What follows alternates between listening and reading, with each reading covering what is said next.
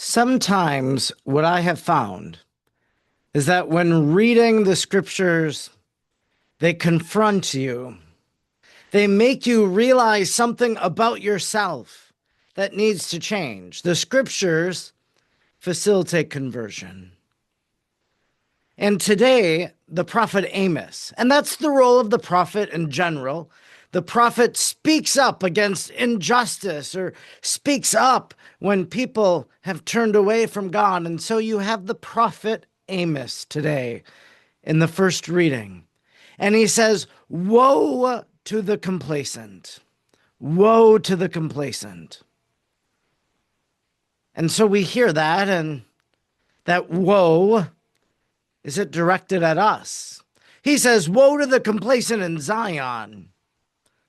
But maybe he's saying, woe to the complacent in Shawano, in the church, in the world. Jesus, he'll go on to say, woe is those who, this, that, or the other thing.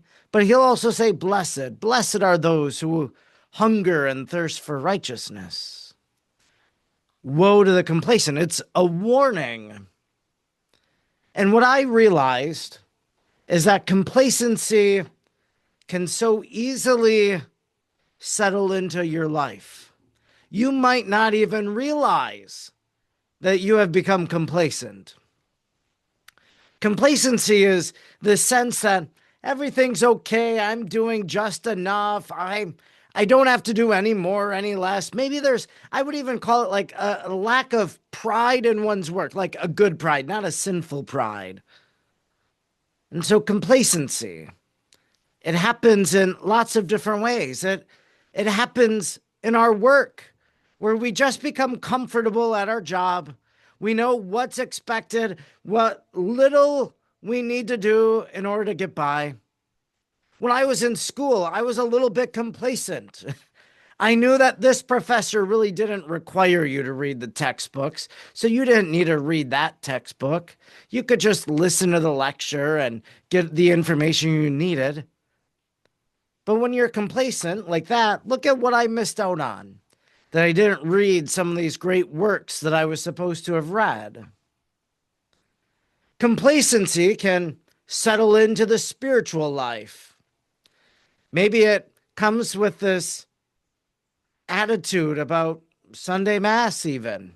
I went last weekend, I'm going to go next weekend, but I don't need this weekend. Or complacency, it's okay. It's on TV, it's on the internet. That's good enough for this weekend. That's a little bit of complacency. Or even in my prayer life. Yeah, I used to go to adoration all the time, but now I don't. I just, I want to watch Netflix. I want to do other things. Summer's really busy, so it's, God understands. I think that's a little bit of complacency in the spiritual life, where we realize where God is calling to something more and greater, and we simply say, no, not today. I think the scriptures address complacency in other places. For example, in the book of Revelation, it says, you're either hot or cold. You can't be lukewarm. You have to pick hot or cold. There's no room for complacency. You have to choose. Jesus in the scriptures, in the gospels, elsewhere, he says, let your yes mean yes and your no mean no. And so Jesus is saying you can't be complacent. You can't just, do what you want, as little as you want. No, you got to give your all. Let your yes mean yes, your no mean no. And so this call of Amos today is for us to look at the complacency of our life. Where has it settled in? Can I recognize it just a little bit? Not only does the scriptures, do they call us out against complacency? But you know what? Sometimes when I read the saints, when I read the lives of the saints, when I read quotes from the saints, they're speaking to me. And I realize how much holier they are than I am. All the things that they did for the Lord. And again, I just want to watch a movie on a Saturday night, maybe instead of reading a spiritual work. Or and I'm not saying you can't do those fun things, but maybe the complacency is in the excess of them. And so I'll read, social media is great for this, but I'll read some memes, just a quote that someone has found of St. John Chrysostom or, St. John Paul II. And I'll read that quote and I'll be like, whoa, how little I do or how I fail. And I think that calls me a little bit out of complacency. It's calling me to look deep within and say, what more? What else can I do?